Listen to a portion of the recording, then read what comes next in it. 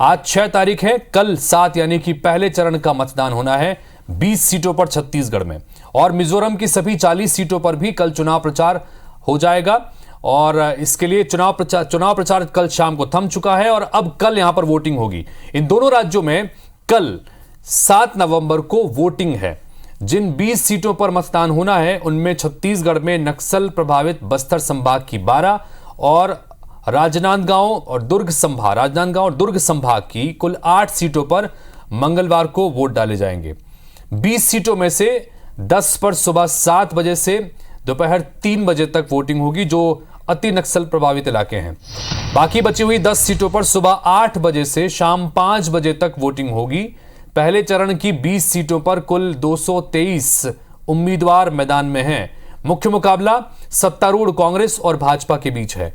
पहले चरण में 40,78,681 मतदाता 5,304 केंद्रों पर मताधिकार का प्रयोग करेंगे।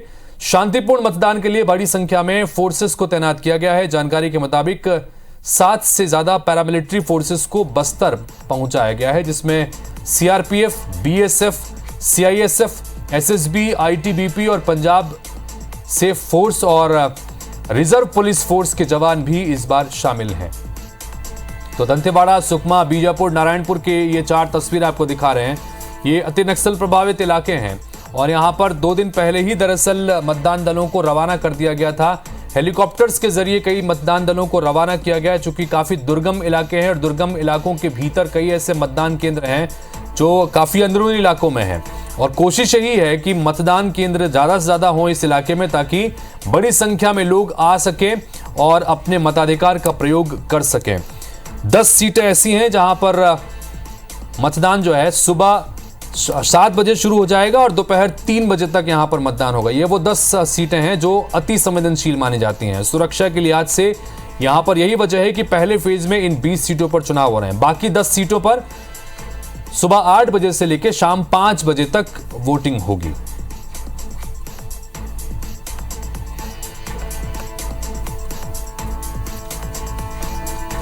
और कई जगहों पर आज चुनाव प्रचार के लिए, चुनाव के इस अभियान को कंप्लीट कराने के लिए मतदान दल आज रवाना होंगे। कई जगहों पर जो संवेदनशील इलाके थे, जो अंदरूनी इलाके थे, वहां पर मतदान दलों को पहले ही रवाना कर दिया गया था, लेकिन अब आज भी कई सारे दल रवाना होंगे।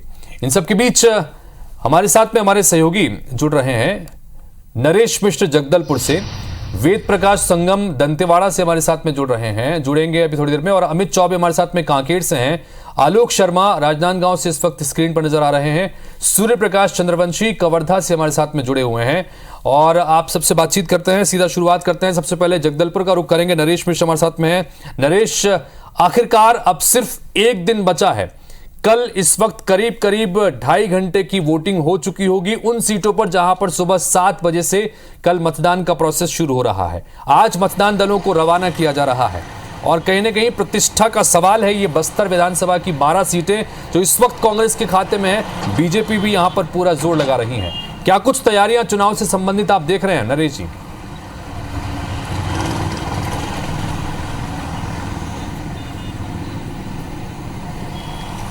देखिए, बस्तर में तो चुनाव की तैयारियां पहले ही हो जाती हैं और यही वजह है कि छत्तीसगढ़ में पहले चरण में बस्तर की 12 विधानसभा सीटों को शामिल किया जाता है। नक्सल प्रभावित होने की वजह से अतिरिक्त तैयारियों की आवश्यकता बस्तर में हमेशा से रही है और इस बार भी यही तैयारियां दिखाई दे रही हैं। 4 नवंबर से ही हमारे मतदान दल हेलीकॉप्टर के जरिए ग्राउंड पर रवाना किए जाने लगे थे। कुछ थाने पर हैं अभी भी और कल सुबह ये अगले पोलिंग स्टेशन पर का रुख करेंगे और थाने से निकल करके नज़दीकी जो थाना है उसके मतदान केंद्र तक जाकर पोलिंग सुबह के वक्त करवाएंगे।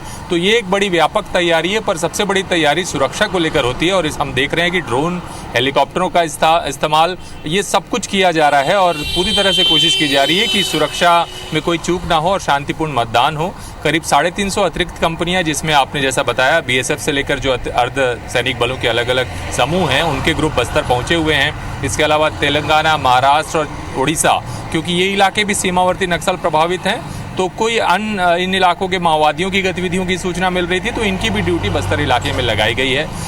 क्योंकि महिलाओं का वोटरों की तादाद काफ़ी ज़्यादा है तो महिला कमांडो भी पहली बार इस चुनाव में मतदान कराने के लिए मौजूद होंगी।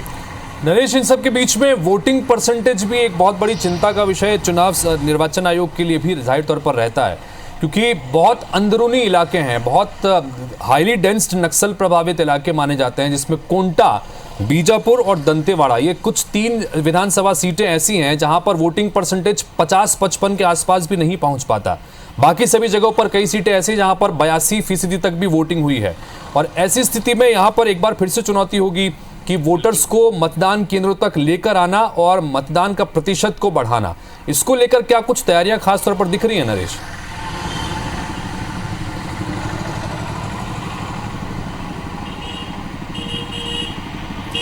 देखिए, वैसे तो एपिक प्रोग्राम चलाया जाता है मतदाता जागरूकता को लेकर, लेकिन ज़मीनी सच्चाई ये है कि हमने कुछ इलाकों का दौरा भी किया था और उस पर रिपोर्ट भी की है कि वहाँ पर जो ग्रामीणों को जागरूक करने के लिए जो जितने कार्यक्रम चलाए जाने थे, अति नक्सल संवेदनशील में वैसे नहीं चलाए जाते, क्योंकि माओवादी उस इलाके में बहिष्कार करते हैं। और प्राथमिक चुनौती ये है कि किसी भी तरह से मतदान की प्रक्रिया पूरी की जा सके, मतदान वहाँ पर करवाया जा सके। तो इस वजह से अंदरूनी इलाकों में तो ऐसा कुछ खास दिखाई नहीं दे रहा। और मुझे लगता है कि कम से कम जैसे आप दंतेवाड़ा, सुकमा और बीजापुर की बात कर रहे हैं, जिसमें बीजापुर में सबसे कम मतदान का प्रतिशत रहता है हर बार, इस बार भी आप देखिए नारायणपुर, बीजापुर और सुकमा, इन तीनों जगहों पर माओवादियों की ओर से बहिष्कार के अलावा ग्रामीण जो कि कैंप के सामने पिछले करीब साल भर से अलग अलग जगहों पर विरोध कर रहे हैं, अलग अलग समय में भी, तो ये लोग एक चुनाव का बहिष्कार करके वोट नहीं देने की बात कर रहे हैं। तो इस बार भी मुझे लगता है कि बहुत प्रभाव नहीं पड़ेगा, जबकि इन विरोध करने वाले लोगों तक बहुत सारे राजनीतिक दल भी पहुंचे, लेकिन उन्होंने असहमति जताई है। तो ये एक चुनौती निश्चित तौर पर है, कोशिश जरूर की जा रही है। एक बेहतर बात यह है कि 126 करीब ऐसे शिफ्टेड बूथ्स हैं जो कि फिर से नई जगहों पर वहाँ पर वोटिंग होगा। कुल बस्तर संभाग की 12 सीटों में 2900 बूथ हैं और इनमें 650 नक्सल संवेदनशील हैं। तो इस लिहाज से भी नए बूथों और नए जो नक्सल मुक्त इलाके हैं, 550 स्क्वायर फीट के आसपास पुलिस घोषित कर रही है ऐसा इलाका। तो यहाँ पर इस बार उम्मीद की जा रही है कि शायद ये नक्सल प्रभावित सीटों में मतदान का प्रतिशत बढ़ाए। लेकिन बातचीत से ये निश्चित तौर पर इतने समझ में आता है कि नक्सल प्रभावित इलाकों में ग्रामीणों की जागरूकता बढ़ी है और लोकतंत्र के प्रति। तो इस बार उम्मीद है कि पिछली बार का जो वोटिंग परसेंटेज था, चूंकि दंतेवाड़ा में करीब 60% वोटिंग हुई थी, बीजापुर में आप भी जिसका जिक्र कर रहे हैं सबसे कम 48% वोटिंग पिछली बार यहां पर देखने को मिली थी, और कोंटा में करीब 55% वोटिंग हुई थी। तो यह वोटिंग परसेंटेज इस बार बढ़ेगा, इस बात की उम्मीद करते हैं, क्योंकि तैयारियां निर्वाचन आयोग की तरफ से भी है। कांकेर का रुख करते हैं। कांकेर से हमारे साथ में हमारे सहयोगी अमित चौबे इस वक्त नजर आ रहे हैं। अमित, आपसे भी यही सवाल मेरा रहेगा, क्योंकि कांकेर में 3 प्रमुख विधानसभा सीटें हैं, कांकेर, अंतागढ़, भानुप्रतापपुर। ऐसे में यहां पर किस तरह की तैयारियां चुनाव आयोग को, और वोटिंग परसेंटेज भी बढ़े, जाहिर सी बात है कि ज्यादा से संख्या लोग पहुंच सकें, इसको लेकर क्या तैयारी इस बार?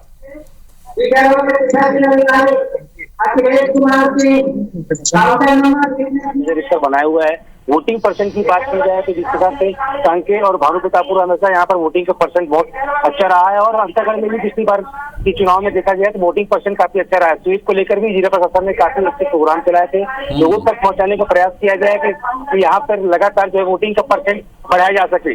और जहाँ तक बात की जाए स्ट्रांग रूम की, तो अंतागढ़ में स्ट्रांग रूम बनाया गया है, क्योंकि नक्सल प्रभावित क्षेत्र है, वहाँ पर कई ऐसे जो मतदान केंद्र है जहाँ पर मतदान दल को हेलीकॉप्टर के माध्यम से पहुंचाया गया है।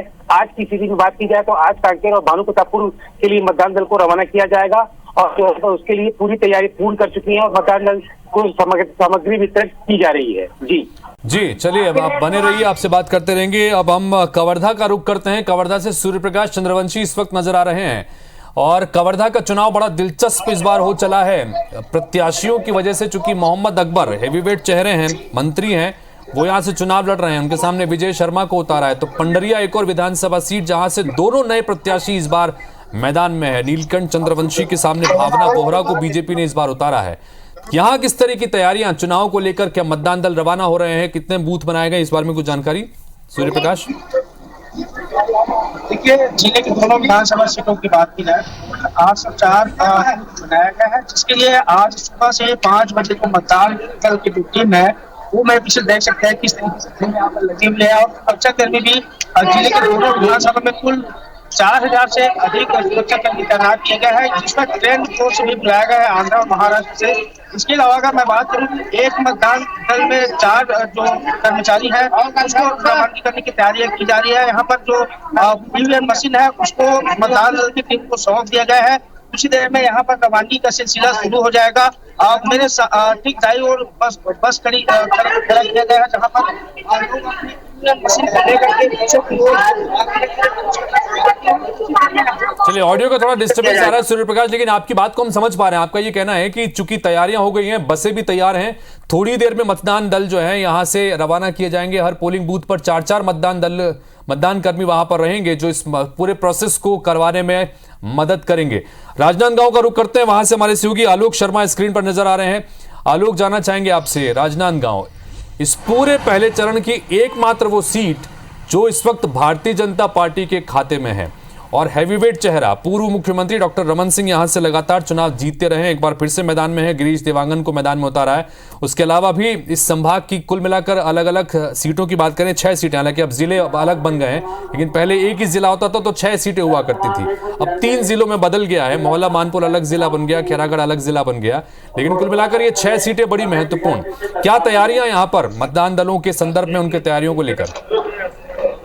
जी बिल्कुल, पूरे छत्तीसगढ़ की नजरें राजनांदगांव विधानसभा सीट पर है और यहाँ पे राजनांदगांव जिले के जो 4 विधानसभा है, खुज्जी, डोंगरगांव, डोंगरगढ़, राजनांदगांव, इसकी जो सामग्री है, मतदान सामग्री यहाँ वितरित की जा रही है। आपको बता दूं कि तगड़ी सुरक्षा व्यवस्था की गई है। बीएसएफ के अंडर में जिस तरह मतदान जो सामग्री है उसका वितरण किया जा रहा है, और बता दूं कि इसको मतदाताओं को आकर्षित करने के लिए यहाँ पे लगातार स्वीप द्वारा कार्यक्रम चलाए गए, और यहाँ पे हर जो विधानसभा जिले में है, विधानसभा क्षेत्र है, वहाँ पे एक युवा मतदान केंद्र बनाया गया है, जिसमें युवा जो कर्मचारी है वो ही रहेंगे। हर विधानसभा में एक दिव्यांग मतदान केंद्र बनाया गया है, जिसमें मतदान जो दल है उसमें दिव्यांग जन ही उसमें रहेंगे, मतदान प्रक्रिया जो संपन्न कराएंगे। इसके अलावा संगवारी जो मतदान केंद्र बनाया गया है उसमें पूरे जो कर्मचारी हैं वो महिलाएं रहेंगे। इस तरीके से लगातार मतदाताओं को आकर्षित करने के लिए हर प्रबंध चुनाव आयोग यहाँ पे कर रही है। सुरक्षा व्यवस्था तगड़ी की गई है, क्योंकि यहाँ पे जो संवेदनशील मतदान केंद्र तो है, इसके अलावा जो नक्सल प्रभावित डोंगरगांव का कुछ क्षेत्र है, छुरिया का कुछ क्षेत्र है, वहां भी तगड़ी व्यवस्था की गई।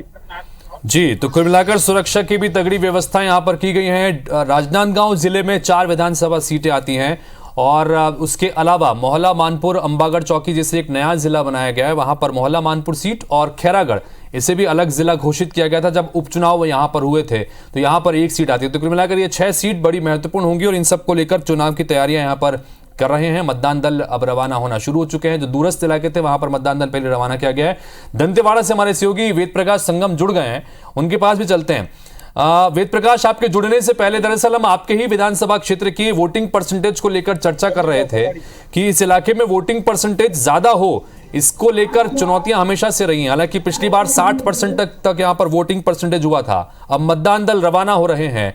किस तरह की तैयारियां इस बार निर्वाचन आयोग की तरफ से, ताकि लोकतंत्र के इस पर्व में बड़ी संख्या में लोग अपना हिस्सेदारी निभा सकें?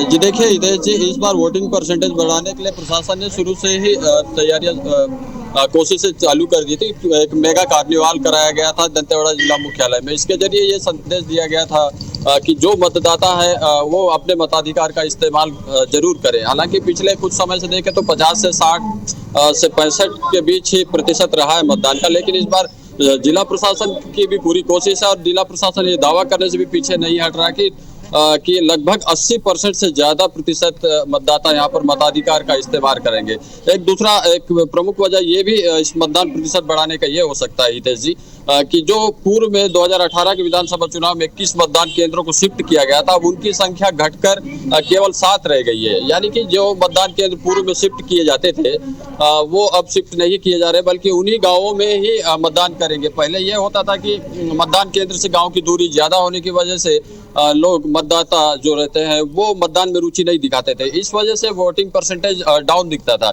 लेकिन अब चूंकि फोर्स भी बड़ी संख्या में यहाँ पहुंच चुकी है, हर केंद्र के पीछे जवानों की तैनाती की गई है और मतदान केंद्र को शिफ्ट नहीं किया जा रहा है, तो ये एक बड़ा कारण निकल कर सामने आ सकता है। एक बड़ा रिजल्ट सामने आएगा कि इस बार वोटिंग परसेंटेज निश्चित तौर पर बढ़ेगा। हितेश जी बिल्कुल बिल्कुल, ये जिस तरह से अभी वेद प्रकाश संगम ने, हमारे सहयोगी ने बताया कि इस बार जो तैयारियां की गई हैं वो बड़ा महत्वपूर्ण है। जैसा नरेश जी भी बता रहे थे कि महिला कमांडोज की तैनाती इस बार की गई है ताकि महिला वोटर्स की संख्या चूंकि बस्तर में ज्यादा है तो ऐसे में वो आराम से आ सकें, सुरक्षित तरीके से अपने मतदान का इस्तेमाल वो कर सकें। इसकी तैयारियां यहां पर की गई हैं।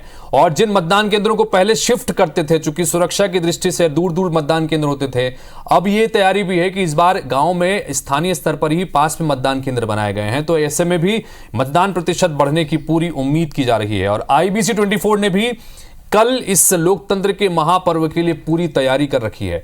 20 सीटों पर हमारी पूरे 20 संवाददाताओं की टीम लगातार रहेगी।